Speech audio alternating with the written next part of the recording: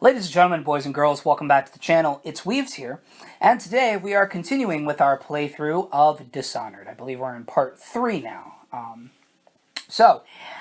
In the last episode, we navigated our way through the sewers. We found our way to Samuel the Boatman, who took us to the Hound Pits pub, where we met the key members of the Loyalist Conspiracy, allies that are going to essentially help us find Emily and restore her to the throne.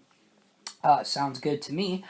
And after a long day of, a long morning of escaping prison and meeting some new friends, we decided to bed down for a while. And when we wake up, we're waking up somewhere else.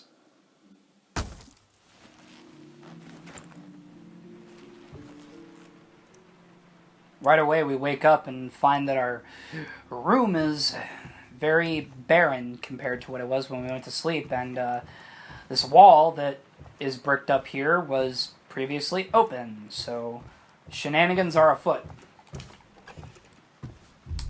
Yeah. Something's not right. Yeah, I'd say.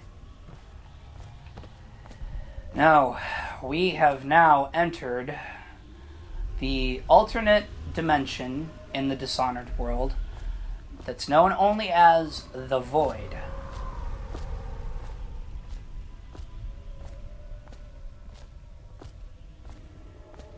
We're being pulled toward a strange gravity. It's time to meet another very important character, the Outsider. Hello, Corvo. Your life has taken a turn, has it not? The Empress is dead. Her precious daughter Emily is lost somewhere in the city, and you will play a pivotal role in the days to come.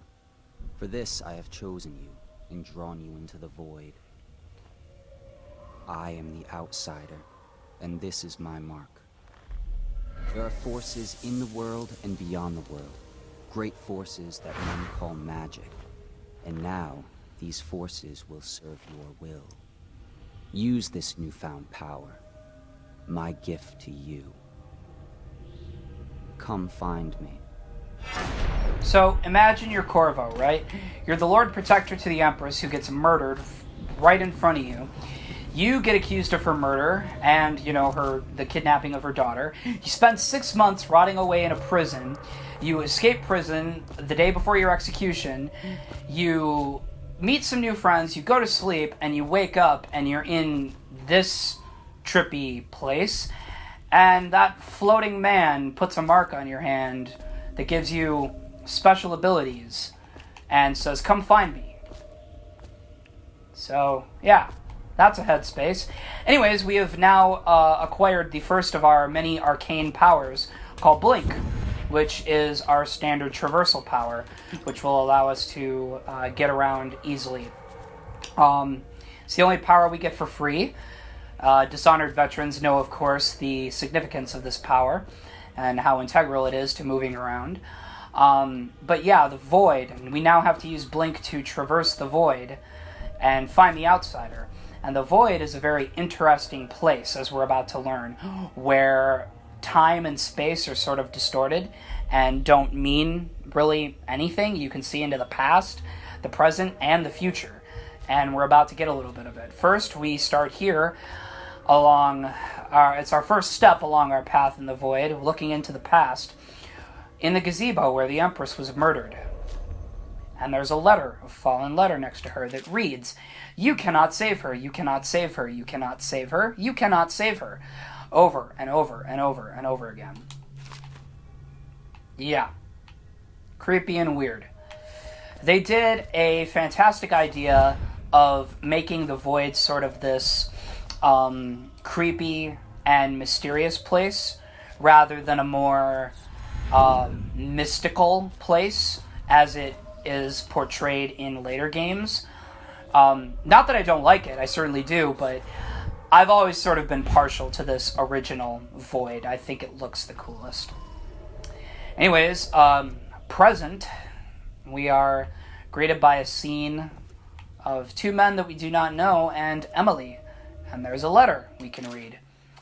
"Corvo, I am very sad.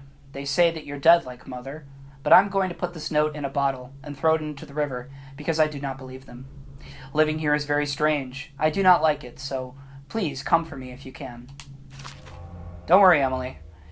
We are coming for you. So yeah. These Piero's spiritual remedies I'm picking up are the mana potions of the game. You look on the left, you've got that blue bar and the red bar. Red bars are health, blue bars are mana. It auto-regens up to a certain point if we let it do so without spamming powers. We can spam powers, but it obviously drains our mana and forces us to use mana potions. And I'm a little bit of a mana whore, so I like to conserve as much of my mana as possible. So that's what we're going to be doing throughout this playthrough. But anyways, we are now taking a look at the Lord Regent, Hiram Burroughs, apparently getting angry and tossing some figurines across a map of Dunwall.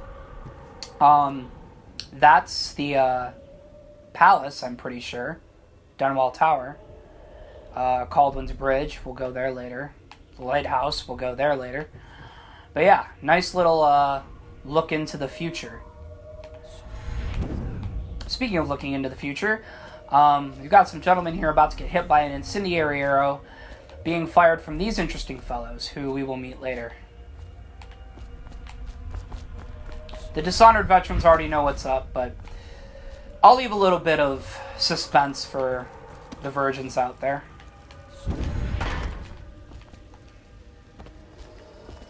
Yes, so now we found the outside. In the days that follow, your trials will be great, Corvo. Seek the ancient runes bearing my mark in the lonely places of your world, and at shrines raised in my name. These runes will grant you powers beyond those of other men.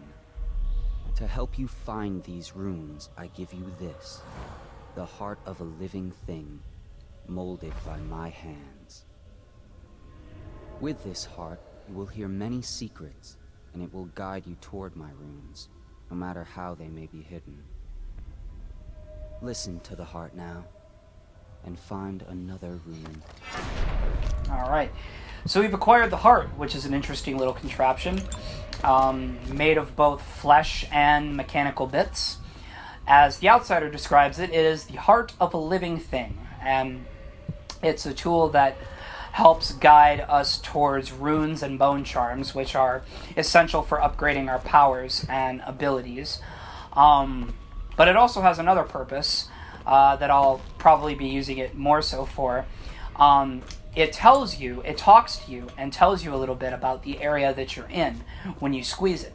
And if you point it at people, it also tells you a little bit about the people that you're pointing it at. So This is the end of all things, and the beginning. All of time is meaningless here. Neither seconds, nor centuries. Someday this place will devour all the lights in the sky. The one who walks here is all things. Cradle songs of comfort and bones gnawed by teeth. This is the place from which those who dabble in black arts draw their power. And this place is their doom. I can feel the great age ending. So, yeah. Keen listeners will be able to identify that as the voice of the Empress, Jessamine Kaldwin, Emily's mother and our former companion. So anyways, we found a rune. These are the little collectibles that allow us to upgrade our powers. We're going to be hunting those down feverishly. However, in this first little instance here, this is the powers upgrade screen, there are powers and there are enhancements. Powers differ, in their, abilities and stuff. All of them are useful. To a certain extent, some more useful than others. In particular, Devouring Swarm and Wind Blast will probably not be picking up in this run since they're mainly offensive powers and we're going for a non-lethal playthrough. But yeah, as for right now, I think I'm actually going to hold off on upgrading because there's going to be the opportunity to get a couple of more runes pretty quick here, and I would rather save the one that I just acquired and invest it into upgrading to a greater extent something in a little bit. So for now, we're just going to exit and have the outsider talk to us real quick. Use what I have given you falls upon you, as it has to the others before you. And now I return you to your world, but know that I will be watching with great interest. I love the outsider. He's a character that gets expanded upon in greater depth in later games. However, and they keep, like, you know, his character and his aesthetic basically the same, but they do actually change the voice actor for the outsider in Dishonored 2 and Death of the Outsider.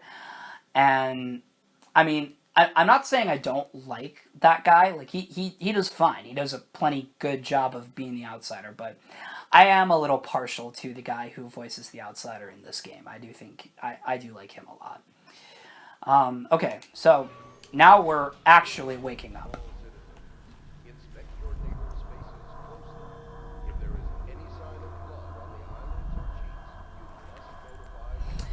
And we have a bunch of stuff surrounding us now because we are playing the definitive edition of Dishonored, which comes with its own sort of built-in booster pack. It's kind of like, for anybody who's familiar with the Fallout series and has maybe played Fallout New Vegas, it's kind of like the Courier's Stash, like basically additional gear that you spawn with in the beginning of the game, that I'm not exactly against using. We're going to use it pretty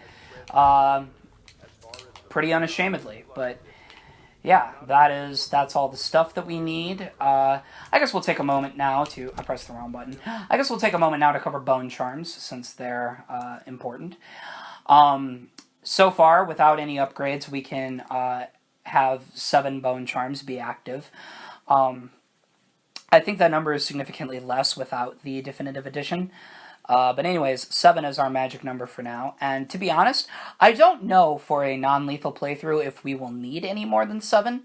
We'll see as it goes on. But basically, bone charms are little enhancements that you can equip that help you, you know, boost certain little parts of your character. And you can actually combo a couple of, you know, bone charms together to make some pretty interesting and powerful power-ups for your character. But anyways, we've got a bunch of stuff here that is generally good to have, but not particularly useful for a stealth playthrough. But we will put on Delicate Touch, Voyeur, Good Lungs, River Affinity, and I'm thinking Void Channel. Void Channel is always nice. And I think that will be it for now. We probably won't end up sticking with all of those, but based on the ones it gives you at the beginning there, those are probably the most useful for a stealth, low chaos run.